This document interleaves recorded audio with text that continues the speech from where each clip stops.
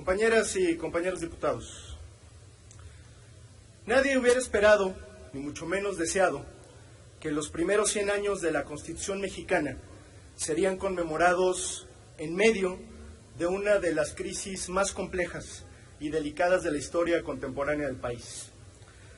Desde ningún frente político puede negarse la difícil coyuntura por la que atraviesa México en distintos ámbitos de su vida política, económica y social. Negar esta realidad representaría una irresponsabilidad histórica. La conmemoración de este centenario, por ello, también debe servir como punto de partida para entender que nuestros modelos de organización y de ejercicio del poder están agotados y que es tiempo de emprender los cambios de fondo que pongan a México en el camino correcto, que pongan a México en una transición de época que además nos permita tender un puente con el futuro. Hoy la sociedad mexicana está agraviada. Quizá como nunca en la historia reciente de la democracia mexicana, la sociedad había manifestado un desencanto tan profundo con el desempeño de las instituciones y de la clase política. Esto no es simplemente producto de lo que suele llamarse desgaste de gobierno o agotamiento del poder.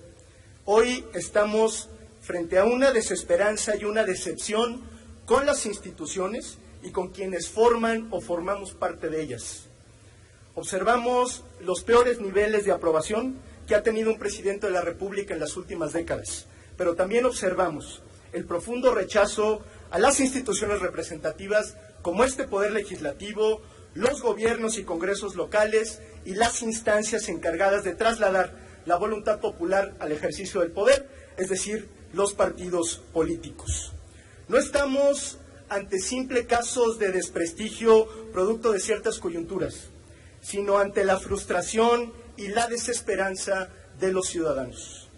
Este desencanto y sentimiento de agravio evidencia una grave descomposición en la relación entre ciudadanos y autoridades, por la generalizada decepción frente a las expectativas no cumplidas, por la corrupción todavía impune, por el despilfarro de recursos públicos, por instituciones que han demostrado su incapacidad ante los retos que les impone la sociedad y la realidad. En la conmemoración de este centenario no podemos perder de vista ni olvidar que durante las últimas décadas la clase política en muchas ocasiones ha dado la espalda al sentir de la población y a sus exigencias. Si una Constitución es el punto de partida sobre el cual se fijan los anhelos y las aspiraciones colectivas de los ciudadanos, mismas que el Estado debe defender, hoy debemos preguntarnos hasta qué punto hemos sido capaces de reflejar en la Constitución y en la práctica los deseos y las aspiraciones del pueblo de México. Por ello, en esta conmemoración, a nadie debe escapar que gran parte de la desesperanza y de la decepción con nuestras instituciones públicas es atribuible en gran medida al fracaso y a los errores en la implementación de las llamadas reformas estructurales. Por ejemplo, una reforma educativa que generó confrontación y crispación social antes que una transformación del sistema educativo nacional. Una reforma energética que ha sido profundamente ineficiente y decepcionante incluso para sus propios impulsores. Y una reforma fiscal que no ha servido para emprender, redistribuir la riqueza y combatir las desigualdades. Estas reformas estructurales deben llevarnos a preguntarnos si se está haciendo lo correcto, si se está enmendando la Constitución con miras a un proyecto de nación incluyente, exitoso y democrático, o si la Constitución en realidad ha sido objeto de un manoseo por parte de los poderes fácticos e intereses particulares, abonando a la ruptura entre los anhelos de los ciudadanos y sus propias instituciones.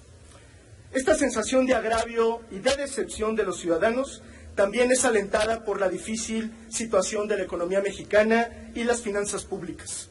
Y es que a pesar de que tenemos una coyuntura económica desfavorable en términos de crecimiento, de tipo de cambio, inflación, inversión y salarios, se sigue gastando mal y se sigue derrochando el dinero público. Nada de esto contribuye a la construcción de confianza, Por el contrario, alimenta el sentimiento de frustración y agravio de los mexicanos. Por más trivial que suene, no es posible seguir teniendo un gobierno y una clase política privilegiada mientras se le sigue exigiendo a la gente apretarse el cinturón. El contexto económico será cada vez más adverso. Cambiarán los paradigmas en materia económica y estamos obligados a cambiar la forma en que se ejercen los recursos públicos. Si no entendemos eso y no somos capaces de anticiparnos, la desesperanza de muchos mexicanos se transformará en desesperación. ¿Qué hubiéramos hecho? Que hoy es la pregunta retórica recurrente. Como muchos mexicanos, sabemos que la respuesta no es alimentar el agravio nacional con un gasolinazo.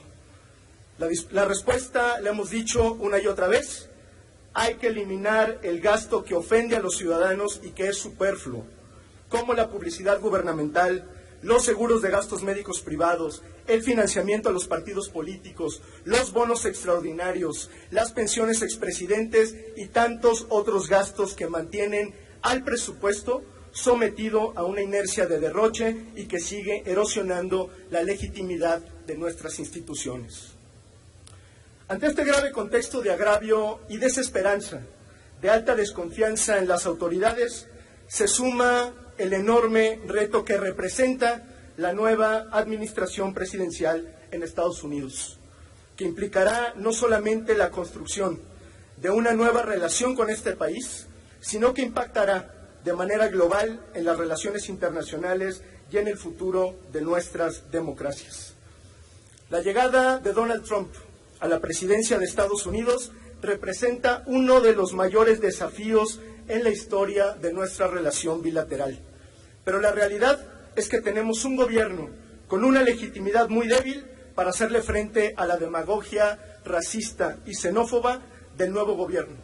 La realidad es que tenemos una relación casi de dependencia que no será fácil de modificar y nos obligará a diversificar nuestras propias relaciones. Afortunadamente, las ideas y propuestas para hacer frente a este reto han sido múltiples y han provenido de distintos sectores y liderazgos del país. Los llamados a construir una estrategia nacional consistente han cobrado eco, pero hasta ahora el gobierno federal solo ha logrado gesticular un llamado a la unidad. Desde Movimiento Ciudadano hemos dicho que la unidad no se construye con proclamas ni en abstracto, sino con acciones y con evidencias, mismas que son absolutamente necesarias en este contexto de profunda desconfianza de los ciudadanos hacia las instituciones públicas. Por ello, a pesar de los errores y omisiones en la estrategia del gobierno, a pesar de las diferencias desde los más distintos sectores, se ha manifestado la voluntad para hacerle frente a esta nueva realidad. Incluso desde esta Cámara de Diputados hemos expresado nuestra disposición a sumar esfuerzos por México, buscando poner a nuestro país en una posición de fuerza y de dignidad frente a la nueva administración de Estados Unidos. Lo que le exigimos al Poder Ejecutivo es que este apoyo a México y este capital no sean dilapidados. Como todos los mexicanos, esperamos rendición de cuentas, comunicación y sobre todo resultados. Nuestro llamado ha sido el de construir un frente nacional incluyente y plural, que siente las bases de una agenda de trabajo y una ruta clara para hacerle frente a este escenario. Cuando se escucha a los ciudadanos y se actúa con dignidad y determinación para defender el interés nacional, es mucho más factible construir una mayoría. Para hacer frente como país al replanteamiento de las relaciones con Estados Unidos y con el mundo, necesitamos transitar hacia modelos de ejercicio del poder, tanto institucionales como prácticos, que se basen en la inclusión y en la apertura, no en la imposición y el silencio. Un gobierno mexicano, ya sea este o el próximo, que tenga poco respaldo popular, que no esté dispuesto a escuchar y que mantenga una sociedad agraviada, no podrá enfrentar los desplantes y las amenazas de quien hoy conduce el Ejecutivo de Estados Unidos, ni podrá enfrentar el resto de los desafíos que nos impone esta nueva época. Todo esto debe hacernos ver con toda responsabilidad los riesgos para nuestra democracia y nuestro orden constitucional, incluidas las amenazas de una deriva antidemocrática o, por qué no, la radicalización de una sociedad ya no solo agraviada, sino también desesperada. El gran reto que tenemos en este centenario de la Constitución es el de entender que la transformación de la vida pública no puede esperar más y que las soluciones para enfrentar estos desafíos deben ser mucho más grandes que nuestros problemas. Concluyo. En Movimiento Ciudadano hemos dicho que la pregunta que nos debemos hacer no es en qué está fallando nuestra Constitución, sino en qué han estado fallando las personas que detentan el poder y que han puesto sus intereses particulares por encima del interés público. La pregunta que nos tenemos que hacer a 100 años de la Constitución de 1917 es cómo eliminamos de la vida pública de México la idea de que la clase política tiene por patrimonio personal a las instituciones nacionales. Porque solo respondiendo correctamente estas preguntas podremos enfrentar los enormes desafíos que hoy tiene el país, porque solo así podremos defender el interés nacional y solo así podremos recuperar la confianza de las y los mexicanos. Muchas gracias.